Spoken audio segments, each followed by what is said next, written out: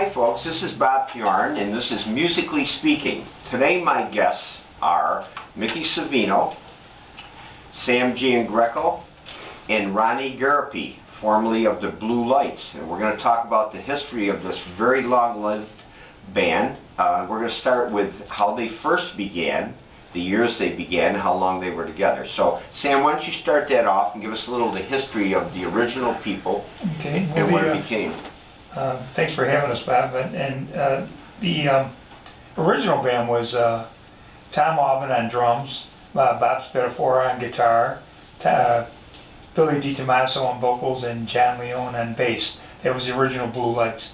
When they broke up, I think they were together for about a year and a half. When they broke up, we kept the name Blue Lights. Of course, it was synonymous back then with colored lights, if you remember. Mm-hmm. And we kept the name and formed the new Blue Lights, which was the four of us. So what would mark the beginning of the group? What year would mark the beginning of the group that became the Blue Lights that people know? I would say 1967, because we played the Snowball at Central High School back then, and there was the well, Mickey wasn't with us at the time, but it was myself, Ronnie, John Leone. And then we stole Mickey out of high school. So, because he wasn't old enough to play in the bar. So what year and what was the first job you remember playing with that, where Mickey finally was in the... A pep rally at Mount Carmel. Oh yeah, right, pep rally at Mount Carmel on the stage. Did I play with you guys? Yeah. Yes. You were at Mount Carmel. I was. Yeah. Because I remember the first job that I had with you guys was December 23rd. Ronnie and I were in French class, and he knew I played bass. Mm-hmm. And my teacher, you're looking at Bob right here, and it was Port Byron, some prom that we had. Could be, yeah. Things get hazy over here. there. Yes, they do. Well, you might have played a song or two at this pep rally. I remember my group played there then, and you did a song or two, and then you had your first job was in Port Byron. Yeah. Right. So what year was that? What, 67? 68. That was 68. Yeah. So the group, just to get a date, would go back to 1968. So we have 32, and what was the last you played, you said a few years ago at St. Francis? Yeah, that was the Italian Fest about 4 years ago, I think. 4 years ago, 13, so 13 and 32, you were at least 45 years. That's pushing it, yeah. So that's Yeah. that's a long time. I like to equate having a band like being married. Okay. You have to be very patient with each other. So say a little bit about that, the fact that you got along that long.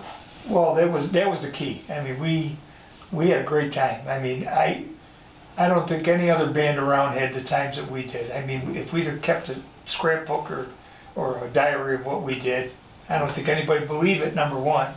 And we had a great time. We got along.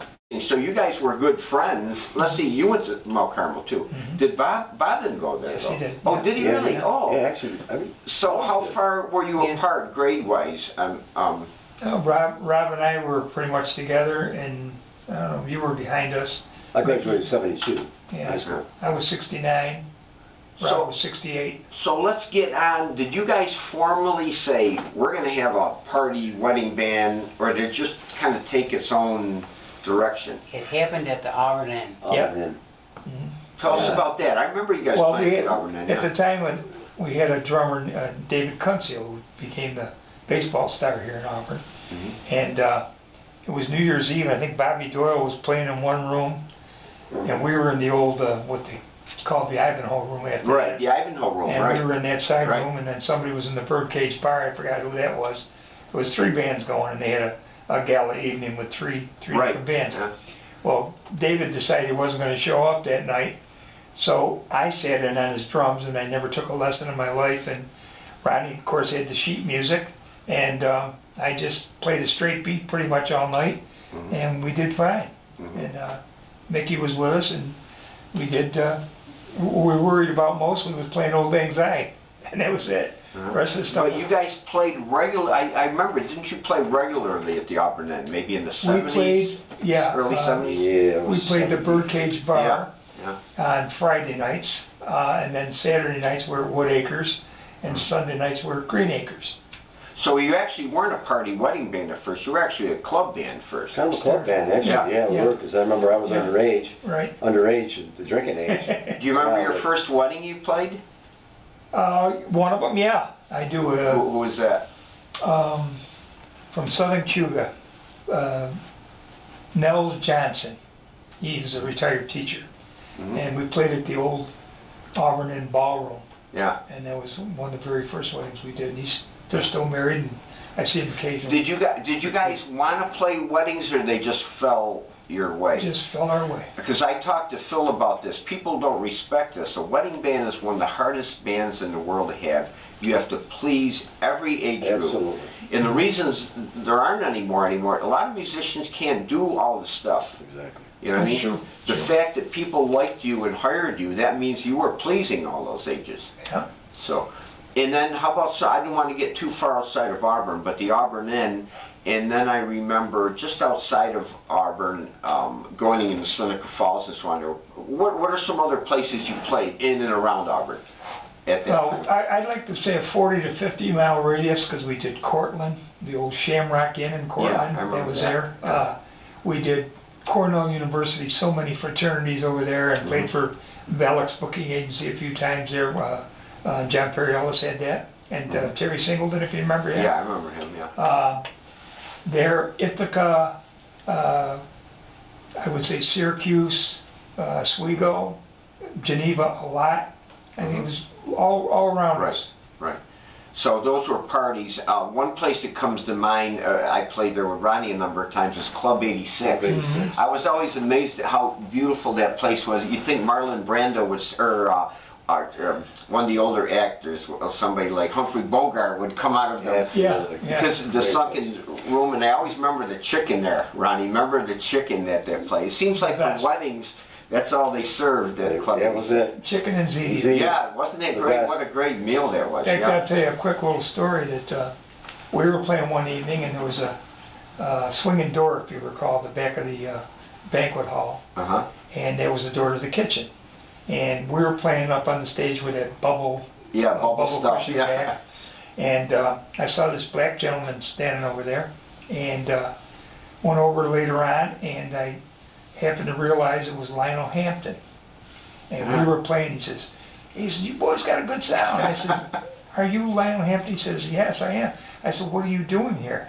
He said, "I'm playing at the Finger Lakes Performing Arts Center, and I came over for some Midge, or they used to call him Midge Legat, that was his nickname.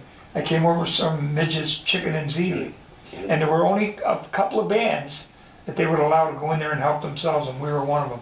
Yeah. We ended up playing. I remember Ronnie taking me in the kitchen one time. He Kitchen. said, "Ronnie, you sure this is all right?" He said, "Sure, come in there." Yeah. But you know, Club 86 had name bands. Yep. Yes, they did. Back in the, I'm not sure the time frame, maybe the 40s. Lionel but- Hampton, Sarah Vaughan, Yes. those brothers. Dinah Washington Dinah was there, Dorsey, yeah, yeah. Let's get back into Auburn though, because we want to talk about a little bit more of our scene. So do you remember, let's see, how about places that we all dreaded, like the Polish Home? Oh. Going up all the stairs. We My gosh. did a Polish We home. would- Three. Yeah, B3 up there. Ryan, Yeah. talk about the B3 Oh, Yeah. And two Leslies. and Yeah. two Leslies. Yeah. Four of us. Did you go up the side stairs or were always falling off, or did you go up the? We did it both right- ways. both ways. Yeah. And the B3 was all four of us on that Oh, casket rollers on that Boy. B3. And then when you got up to where the hall was, you had to go up another. You three still or had to four go upstairs. on Yeah. stage. It Yeah. was crazy. Yeah, that was. How about some other places that we can think of? So the Polish Home, the Falcons, Falcons. that wasn't too bad. bad. That's just the same today. It looks the same when you go Right. in there. The Falcons was a good venue. How about, let's see, the Auburn Inn Ballroom? Yep. We all played. I'm trying to think of some other large it venues. was the UNC. UNC, because the Holiday Inn hadn't come about. The Armory. The Armory, Yeah. that's right. Yeah. Played weddings And of there, course the so. pavilion. And then after you start doing some parties and weddings, what are some regular gigs you would start to get? Like, oh, maybe things like the St. Francis thing, whatever, some places. We used to that- get a lot of the corporate parties in Syracuse, like Hainer Hoyt Corporation, things like that. We did Policeman's Ball, Goose Pumps. Gould's Pumps, Right. Fireman's Ball, fraternities. Probably the bigger weddings. The one that I recall the most was the Emmy wedding, Mary Ann Emmy's wedding. And that was at the Pavilion. I think everybody in the city shut down just to cater that wedding because they had, it was catered from everybody. And it was a lavish Now, affair. what year was that you're talking? Oh, I can't remember what year, but it was the biggest wedding to date I've ever seen in Auburn, to date. Yeah. And they had flowers flown in from Hawaii, and Oh, is that right? the Huh? cake had a 4x8 sheet of plywood underneath it, and it was hot that day and it started to lean. And we played, I think we were wearing our red seersucker jackets and red pants and red ties yes, back sir. then. Yeah. Well, let's talk about, go backwards a little bit and talk about your history. Now, Sam, you played drums early on. Did you take lessons from, like everybody took lessons from Dick Howard, did you or not? You didn't? I never took, it started out with David Kunzio leaving his set at my house, and then we used to practice in Ronnie's basement on Belmont Avenue. And they had a set of drums that they had bought for somebody else in the family. And I ended up buying that set of Red Sparkle Slingerland, and I used to just bang around on them. So Right. I kept a straight beat, and that's about it. I never took a lesson, and Oh, I it was see. easy to play with these guys because they knew what they were doing. Yeah. Oh, that's good. And Ronnie, you took lessons from Joe. Yeah. And Capiello. yeah, Joe Capiello. We want to mention him because he taught a lot of younger people. And Mickey took lessons from me. His father. I actually played with his father a bit, and then you came and took lessons from me. So you guys were somewhat educated. How about, I don't remember Bob. He probably went to George Mammoliti or somebody. Well, How did Bob get into guitar? I played guitar too, and I went to George, but I think Bob went to Frank Borza. Frank Borza, yeah. Frank Borza was the guitar player. That's right. In fact, Rob bought Frank Borza's Firebird Gibson. Oh, really? Oh, yeah. Yeah, That's and that right. was the original. And Rob had it for many, many years, sold it, and then bought another one. Frank comes up here once in a while. He lives Yeah, down in Florida. I see yeah. him on occasion. I guess he's still playing. Frank Borza, one of the great players from that era. Did you have any influences when you had your band where then the Beatles came along. Were you guys, well, actually the Beatles were there then. But as you got into the 70s and so on, were you thinking about modeling yourself after anybody, or you just did what you did and tried to play all kinds of music? I think everybody did what they did. Yeah. I know one thing I did, I really progressed into jazz at a younger age. Jean Ponty, more of the, like Genesis, more of the intricate type stuff. Right. But you weren't doing that Jazz. stuff with But no, we weren't doing that, so we were we agreed that we could play anything from Misty Uptight to rock and roll and funk and disco, and Right. we just kind of bloomed like that way, I guess. Right. That's what accounts for the bands back then. They could play all these different styles to do a Frank Sinatra song, and Yeah. then do a Bob Seger song, and then do some kind of funk thing or so on. Do you recall, are there any stories you can tell about some interesting jobs you played that you could actually tell on camera? Oh my God. Do you think about some of That's them? the ones we can't tell. That's the Yeah, ones I we know. can't tell. I know those jobs, but did you ever get to the wrong venue, or? I'll tell you one I can share with you. We were just talking about this the other night. We played the opening of the Ramada Inn in Ithaca. And back then streaking was in, if you recall. Yeah. And here we are up on the stage. They had a tropical theme in the bar, and they had live birds in the bird cages hanging all over the places, like parrots and things like that. And I remember a guy's name was Harvey Wiggins, that was the owner. And he asked us if a guy could come up and sing with us from the Dominican Republic. His name was Lloyd Baptist. You remember that little black guy? Yeah. And he come up, he was a professional entertainer, much better than me. And we're playing, and then he left the stage. By then everybody was dancing real good. And then the Ithaca College, I think was their archery team, the girls' college, and the Cornell Jocks were in there. And 2 or 3 people decided to streak, and before you know it, there was a lot of people streaking. We're playing our brains out, and the police are just standing there enjoying the whole thing. It was great. One of the best parties we ever played. Wow. All these naked people, it was great. It was great. Any other venues you remember, even if they weren't extraordinary things, like Oh, how about, well, we can get a little bit into Geneva. So Geneva on the Lake and what's the other event? Belhurst Castle, I'm sure. Yeah. Hotel Syracuse. Hotel Syracuse. Yeah, I remember that, parking in a parking garage and going across, you had to go across that ramp. Do you remember doing that? Or maybe Well, before that, we had to unload and go down a service down the stairs. elevator. Oh, that's right. Yeah. Down the Yes. hallway. I remember, Service elevator. right. That's and then right. back up the elevator. Right. Yeah. That's the night we were unloading from the Grand Ballroom, and Rob, you know, the steel tips on the end of the guitar cases, Yeah. Rob was pushing it and hit the mail chute Oh, yeah. and shattered it, and you heard the glass The going glass down. all the way down. And of course, it was an accident, but we had to move sub-basement to get in there. They wouldn't let us go through. Oh, really? It was quite a trip. Yeah. I think if people knew half of what goes on with the band, they only see what they see. Right. They don't see all the work getting there, all those days you moved equipment in 90-degree weather. You know, they just look up at you playing and they don't understand. One of the most unique things that we ever did, we had 3 Volkswagen buses. Rob had an orange one with a white top, I had a blue one with a white top, and Ronnie had a psychedelic bus that was professionally painted.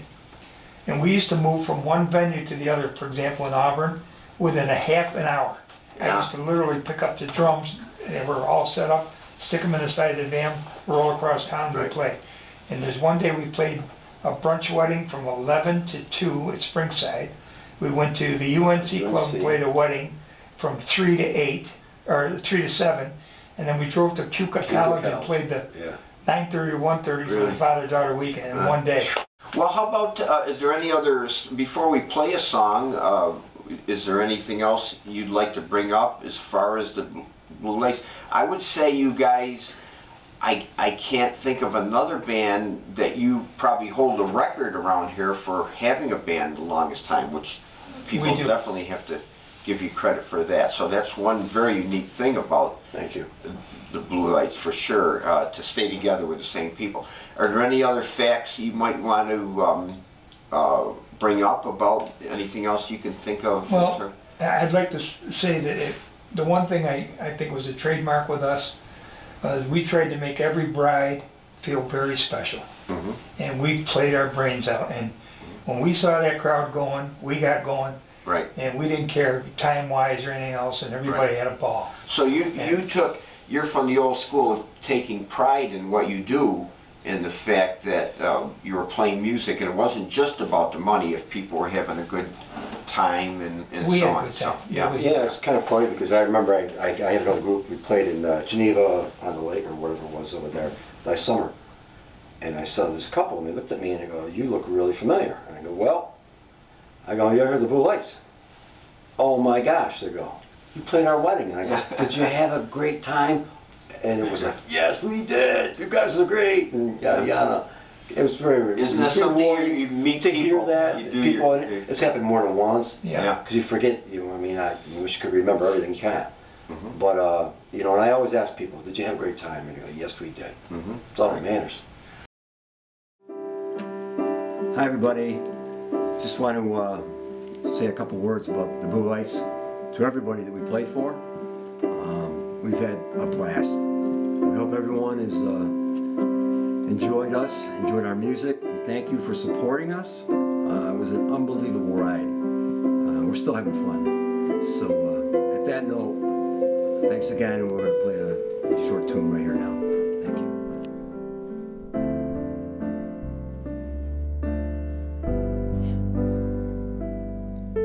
Hello again, hello. Just called to say hello.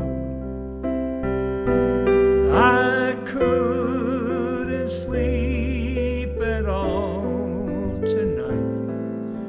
I know it's late, but I couldn't wait. Hello, my friend, hello.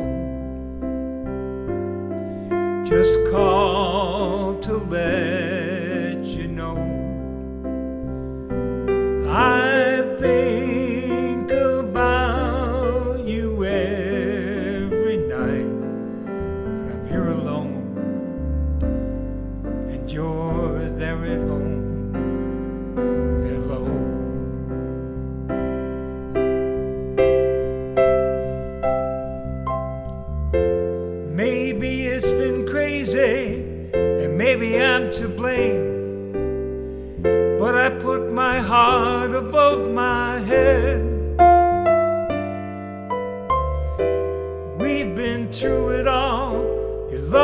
just the same.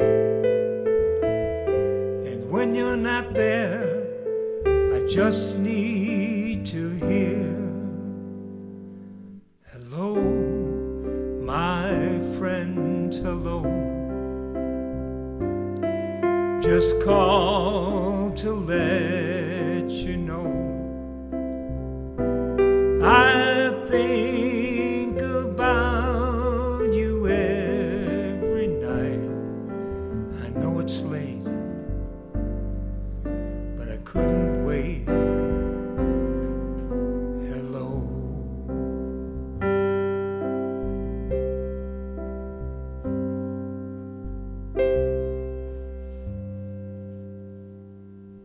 Beautiful, guys. That was great. That was nice. All right. Beautiful. I hope we got all that. Did you put film in that camera?